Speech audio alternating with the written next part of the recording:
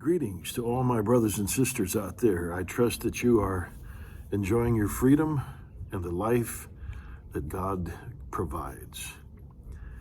You know, the words of Jesus said this: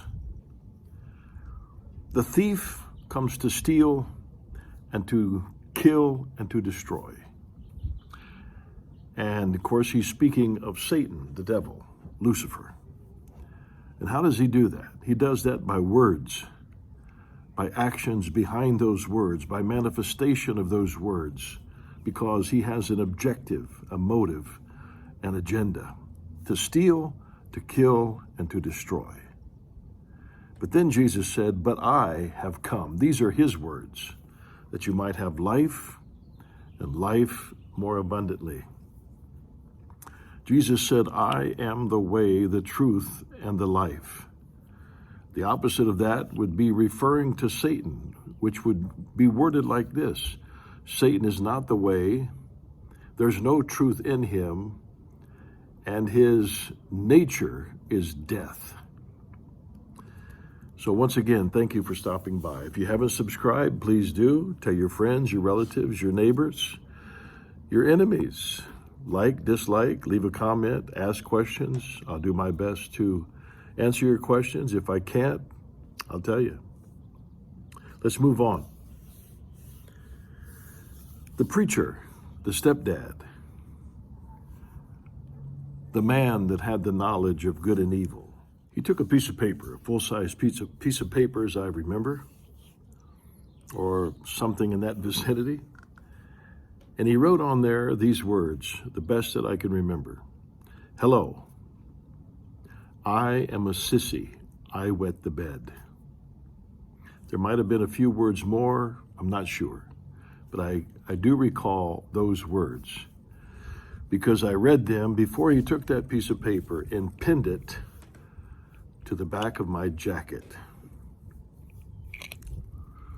He then escorted me outside and took me for a walk up and down the streets of my neighborhood in front of my friends. He paraded me into stores with this sign on my back.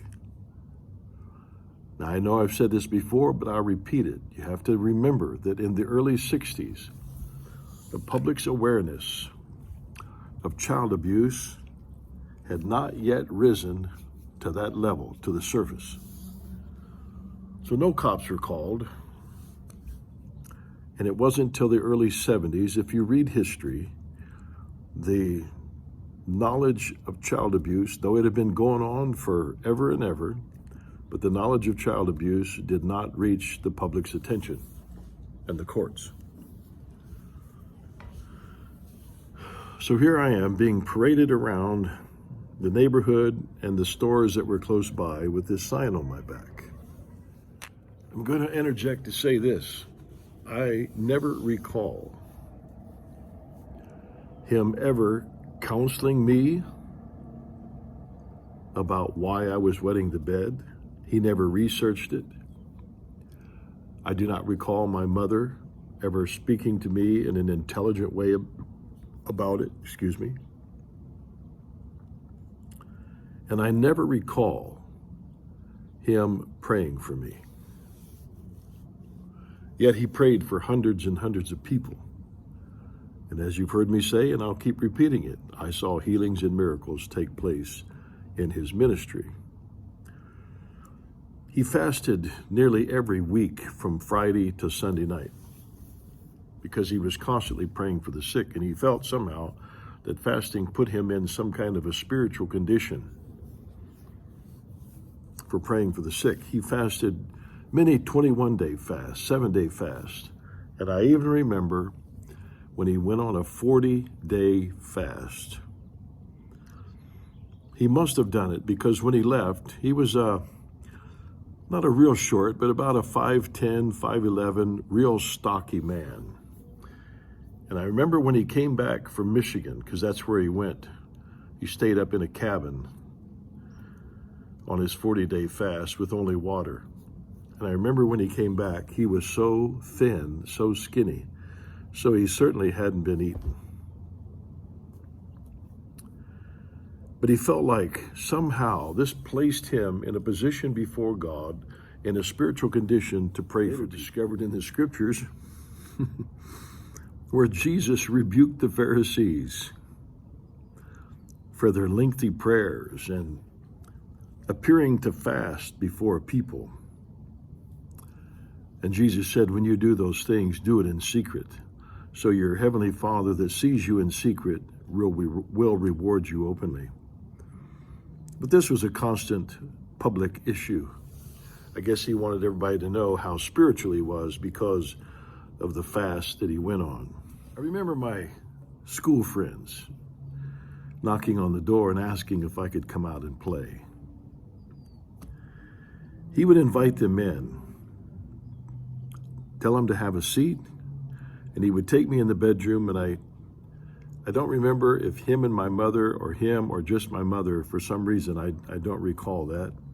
But they would have me take all my clothes off and put that white baby diaper on, and then parade me out in front of my school friend and begin to explain to my school friend how much of a sissy and a little girl I was, and I couldn't come out to play at this time.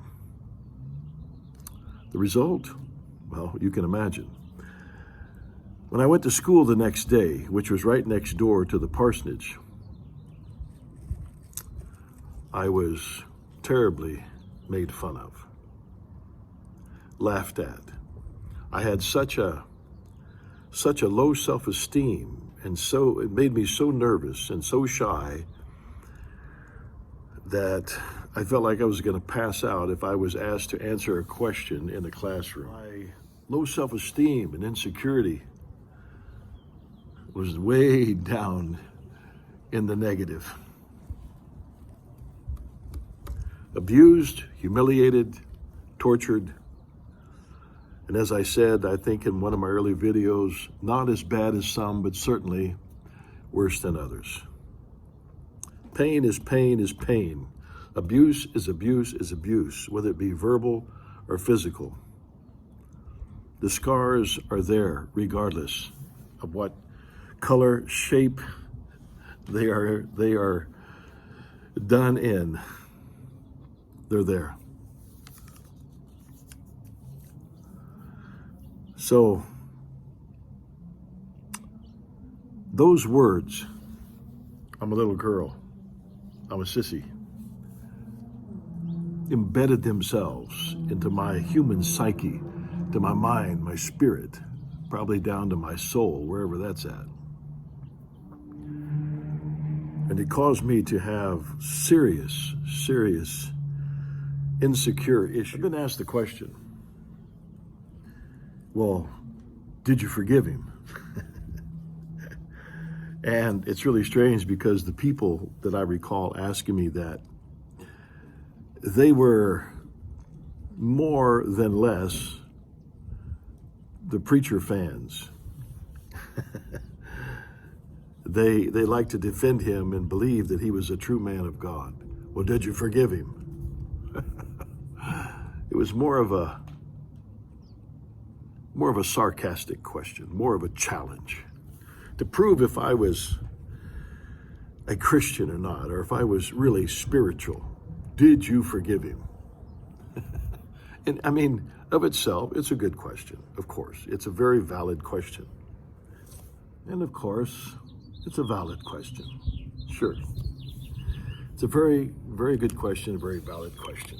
So, in the next video, I'm going to take some time to really look at that question. Did I or have I forgiven him? And we'll unwrap that in the next video. Until next time, God bless.